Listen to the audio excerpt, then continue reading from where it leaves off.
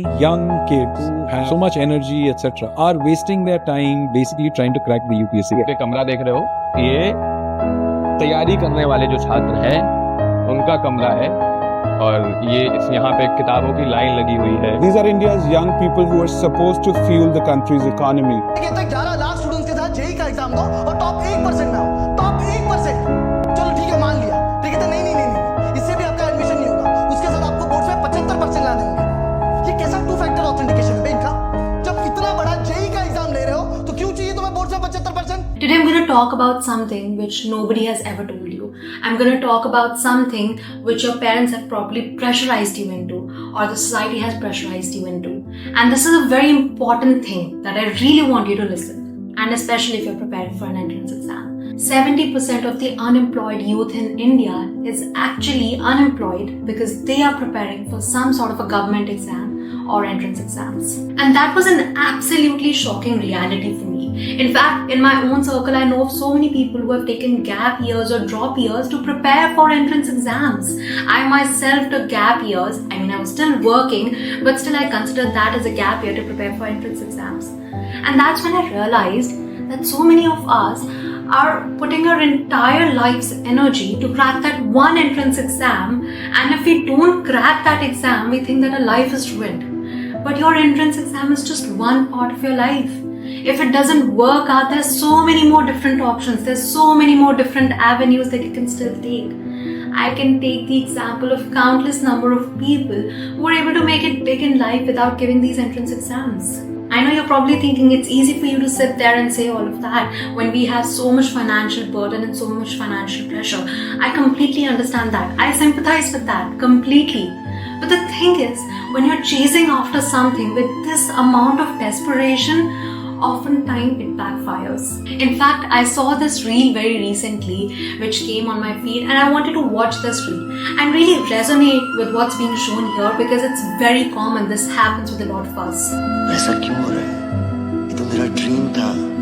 San Francisco, the Golden Gate. मुझे तो बहुत ज्यादा खुश होना चाहिए और यहाँ मैं मुझे खुश नहीं होना चाहिए. यही सब चाहता था ना, मगर खुशी तो दूर दूर तक नहीं, कहीं नहीं है. मेरे लाइफ के प्लान के हिसाब से मैंने वो सब अचीव कर लिया है जो मुझे करना था. बाहर से सब कुछ परफेक्ट है, लेकिन अंदर कुछ अटक रहा है. क्या है वो 0.1% जो मिसिंग रह जाता है? वो गालिब साहब की शायरी सुनी तुमने? हजारों ख्वाहिशें ऐसी कि हर ख्वाहिश पे दम निकले. बहुत निकले मेरे अरमान, लेकिन फिर भी कम निकले. हम सब इस दुनियावी भागदौड़ में लगे रहते हैं. हमें से हर एक की जिंदगी किसी मैराथन से कम नहीं है. भागते रहते हैं कुछ ना कुछ हासिल करने के लिए. फिर एक दिन सडनली सब कुछ छोड़कर चले जाते हैं. जो अपने पास है उससे खुश नहीं है, जो दूसरे के पास है वो चाहिए. साइकिल है तो बाइक चाहिए, बाइक है तो कार चाहिए, कार है तो एक और चाहिए. ये जुनून कभी खत्म ही नहीं होता. क्या है ना कि आदमी जब अंधा दौड़ता है ना तो गिरने पर ही रुकता है. जिंदगी में अक्सर कुछ ज्यादा पाने की चाह में हम वो खो देते हैं जो हमारे पास है. नोबेल लॉरिएट एल्बर्ट श्वाइट्जर का एक कोट है, success is not the key to happiness, happiness is the key to success. बस यही समझ ले कि लाइफ में रेस हर जगह है. जॉब करने में भी रेस है, खुद का बिजनेस करे उसमें भी रेस है. हमें किस रेस का हिस्सा होना ही हमको चुनना है. बस एक चीज का ख्याल रखना, भागते वक्त स्पीड इतनी ज्यादा ना हो जाए कि हमारे अपने लोगों के चेहरे धुंधले नजर आने लगे.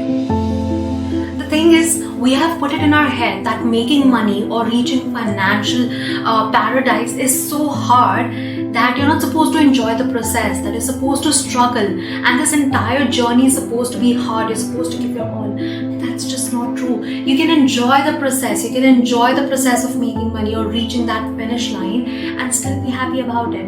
And what all of these entrance exams have done is they've made the journey excruciatingly hard. This entire journey becomes this race about how much more hours I can give or how much more work-life balance can I disbalance in my life. But in reality, this entrance exam is not measuring anything.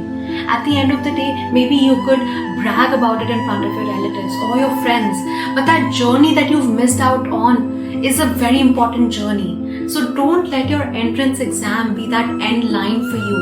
There's so many more different avenues for you that you need to check out for yourself. And early in your 20s, you have so much more time to explore.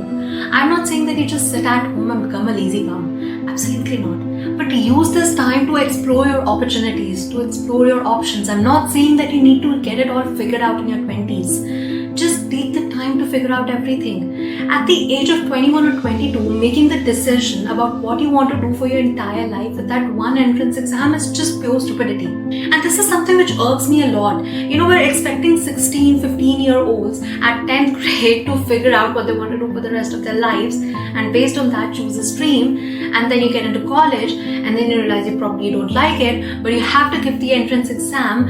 So at such a young age, you're deciding what you want to do for the rest of your life. You're going to work for 40 years of your life. Trust me when I tell you this, you have enough time right now.